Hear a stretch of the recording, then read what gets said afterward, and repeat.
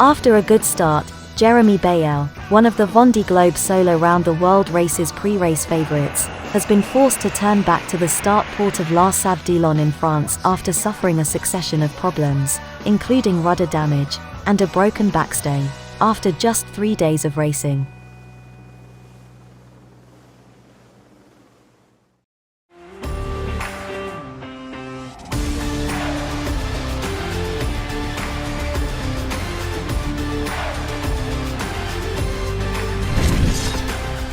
The long-awaited 2020 Vendee Globe, solo, unassisted, round-the-world non-stop race started on Sunday from France. One of the fancied skippers, Jeremie, in CHARAL, started fast, went towards the coming front, and on night 2 was in the heavy pressure. Then things started to go wrong. Meanwhile, Alex Thomson and the fleet are headed towards the Cape of Good Hope and the Southern Ocean. Before the start, Alex spoke to the RORC's Louay and Habib about the race.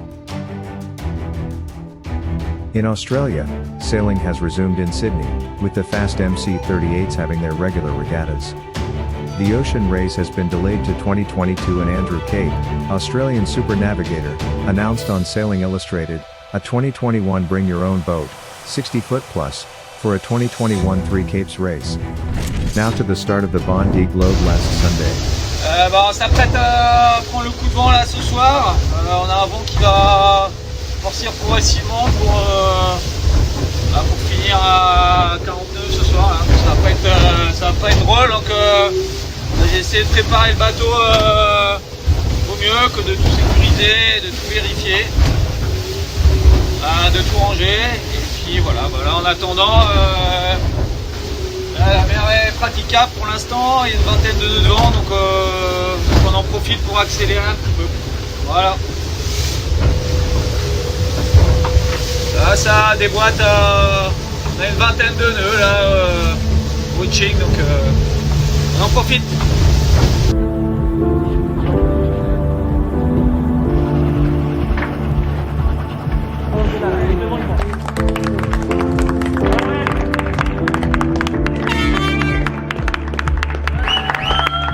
C'est sympa, il y a toutes les équipes là, qui font un petit coucou, il n'y a que des visages que tu connais, que des gens qui ont travaillé pour préparer tous ces bateaux-là, donc ça rend le truc peut-être encore plus spécial. Ouais, je suis vraiment la boule au ventre, limite un peu les larmes aux yeux, donc ouais, pas facile de parler. Ouais.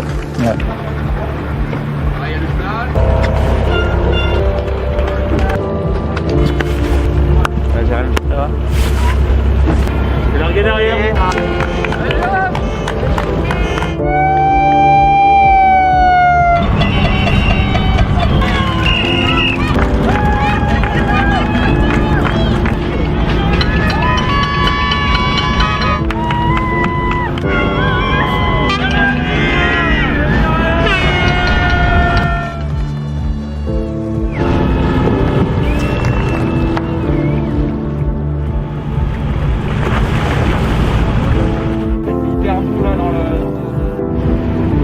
C'est le même bag.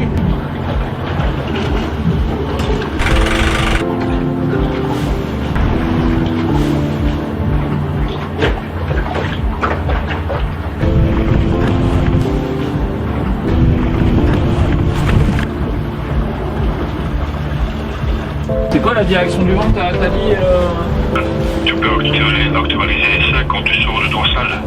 8,25. Mais t'as le veg là, il y a quoi comme vent max 30 nœuds? Ça m'en est à 12-13 nœuds, mais c'est pas... Là t'as un petit moment cool, on approche de la dorsale.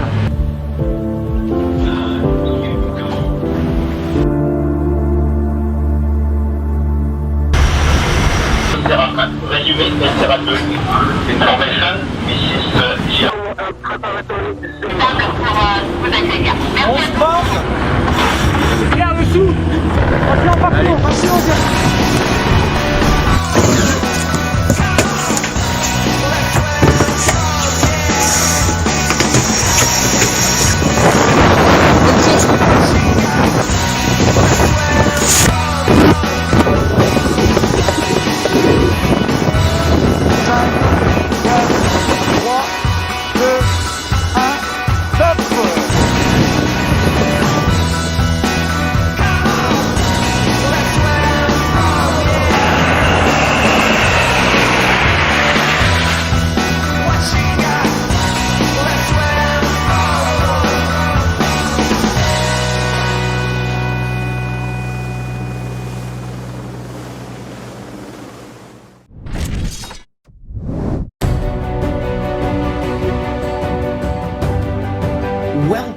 to a special edition of the Royal Ocean Racing Club Time Over Distance series with Louay Habib talking to Alex Thomson just days before the start of the 2020 Vendee Globe.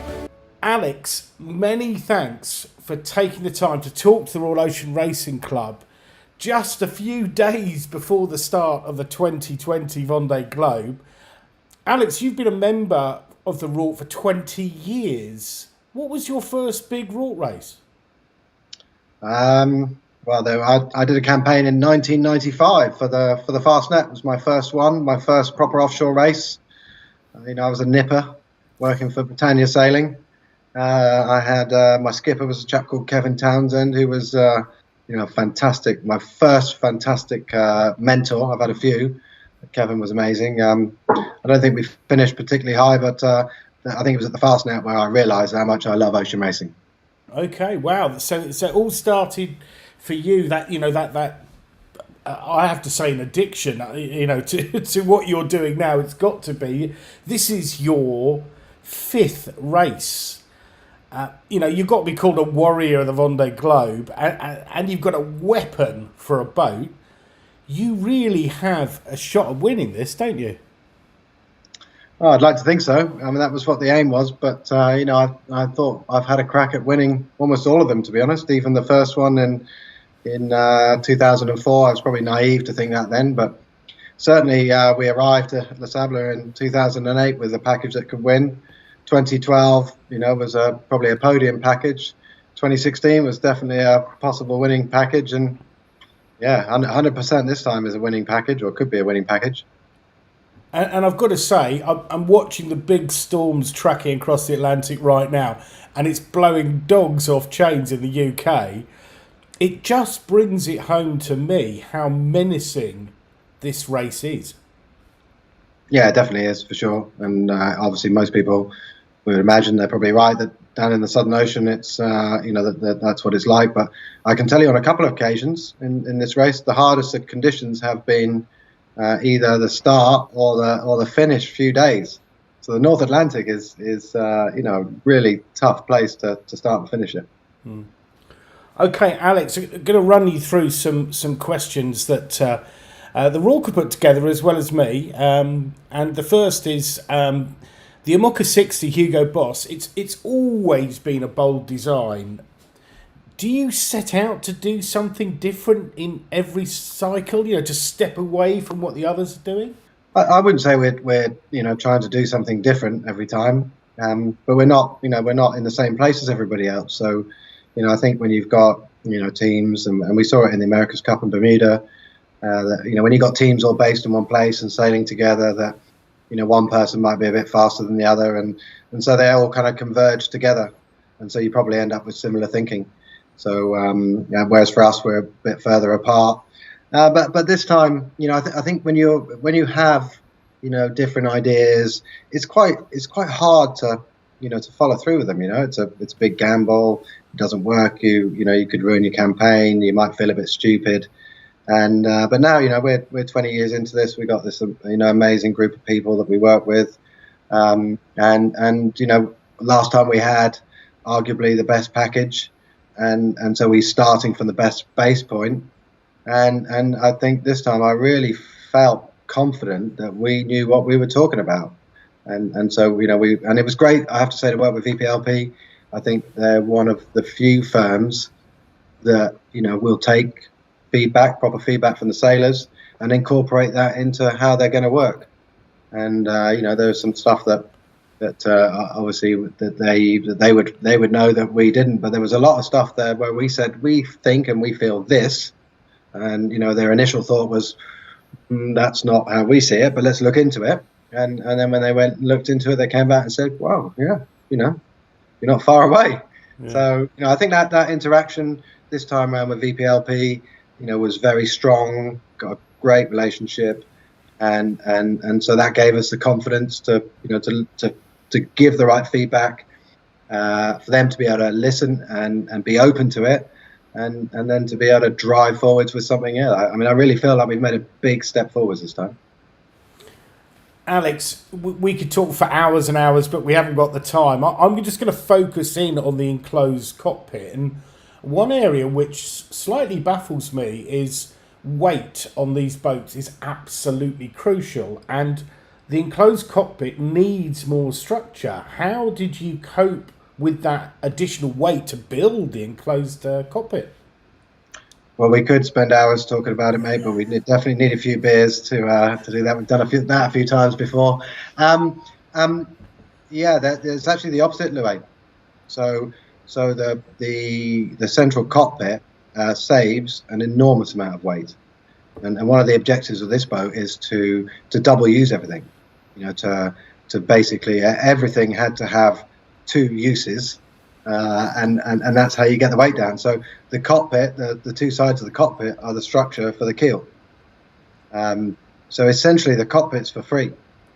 Wow. And another big part of doing the central cockpit was that the way the stability rules work is that we've got to meet a static righting moment.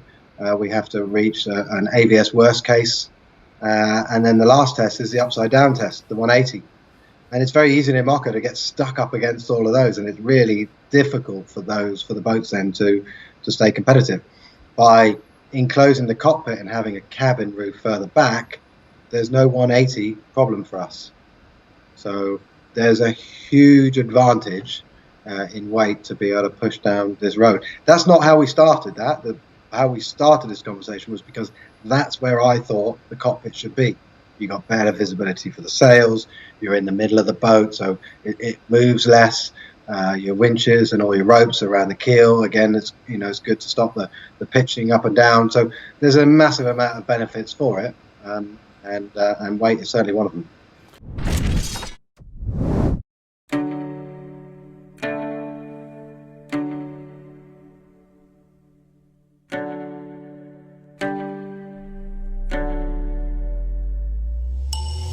Hi, my name's India. I'm sailing on Infotrack, the MC38, obviously the smaller one of the big boat, the 100-footer. Good racing day, kind of got light in the Arvo. First race was a bit of a drama, hiking on the lifeline, and it broke, sent 3 of us in the water, including me. But the support crew was really good to getting us on board and got the boat fixed up again and ready to race for the last race. Now we're third on the overall podium with a first, a third and a fourth, so very happy about that. Sailing with my dad, which is interesting, and it's all been going pretty good recently, so I think it should be a good day.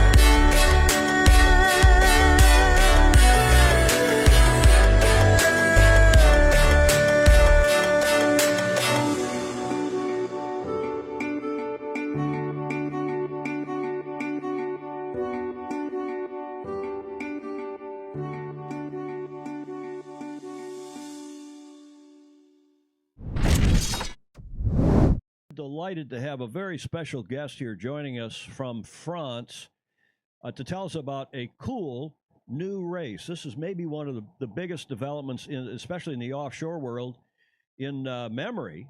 And joining us from Les Sables d'Olonne in France is Andrew Cape. Capey, welcome to the show. Hello, thanks for having me.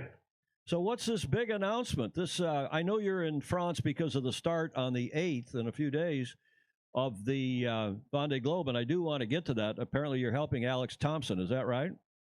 That's correct, yeah, helping Hugo Boss for the preparation of the Vendee Globe. Terrific. Looking forward to that as well. Let's get to that in a second, but one hears that you're about to announce, in fact, today, Friday, when this airs on TFE Live, that you're announcing a cool new ocean race a la the Whitbread. Yes, we're announcing a new crude around the world race. It's a different format to the ones that exist now and exist in the future, and we're attracting a sort of different clientele, but that's the announcement. And it's called the Great Cape Race, as I understand it, and you're starting in the Solent and going around, well, 3 capes, really, if you count Cape Lewin in Australia. You want to take us through the course? Well, the course is a 3-stop, 4-leg race starting from Europe. I've got that Europe there. At the moment, planning to start it in the Solent to Cape Town, traditional good place to stop. From there to Hobart, so the fleet can include, if they want to, they can include or do the Sydney to Hobart yacht race, giving them enough time to restart in Hobart itself. Hobart to South America, a port is not announced yet. We're still negotiating with yacht clubs there. And then 1 leg at the moment from South America straight back up to Europe, where a boat would typically be ready for the European summer season. And starting is, I guess it says here, as I understand, and thank you for sending me the notice of race. Is the notice of race now widely available or will be? You just have to ask. On the website, just got to click on it and it'll be emailed to you. And what is the website called? It's thegreatcaperace.com. So it starts in October, just a little less than a year from now, the 3rd of October, 21. And the Volvo, of which you've done what, how many Volvos have you done? I've done 7 of them. Well, 2 were Whitbread races, but you know what I mean. So you've been doing it since it was the Whitbread, and this race now 3 stops, and including the ability to do the Fastnet, including the ability to do the Sydney Hobart, around to then to South America, and then back up. You're going to start and finish in the Solent, probably. That is the plan right now, unless interest has it or a port comes along and offers us a better place to start than that. The Solent is the target start and finish at this moment. And right now the VOR, the Volvo, what used to be the Volvo Ocean Race, now TOR, the Ocean Race, as I understand it, is postponed until 2022. Is that right? That's right. They've postponed, and that is open to IMOCA 60-footers and the old FAR 67s.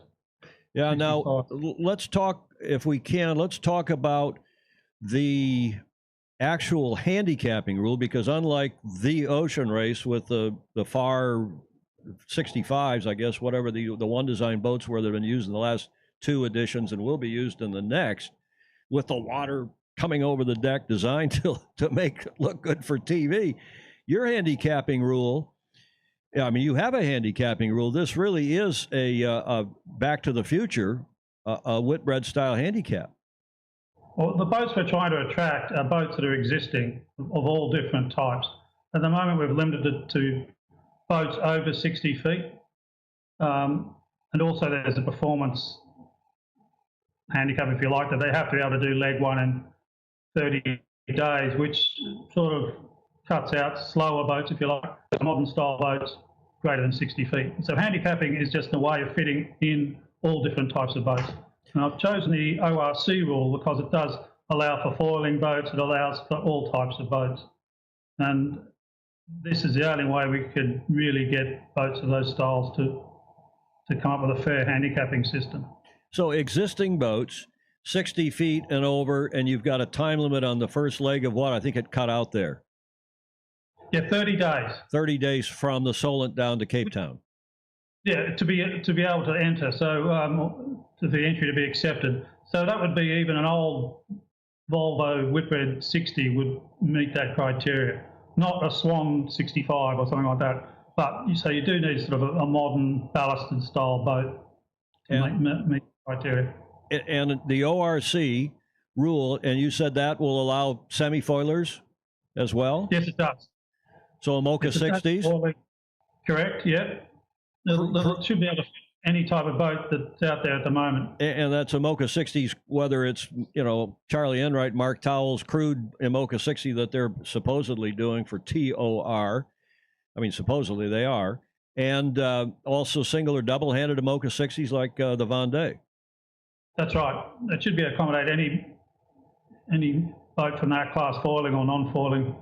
And I mean, if we attracted enough IMOCA boats, we would start a class within the race, have their own a separate trophy as well. But they'd always be handicapped with the other boats in the fleet. So you'd handicap the big fleet, but if they have X many boats, what, 5? Oh, it's exactly that. Over more than 5, then they can have a little trophy as well. And Andrew, you have more ocean miles than what? Any, Bala Becking, I don't know. You're one of the, got more ocean miles than just about anyone else on the planet. Who else is in your league? I like to think I've got, right now, I'd like to think I've got the most racing miles. Guys like Stu Badentine have done a lot of miles.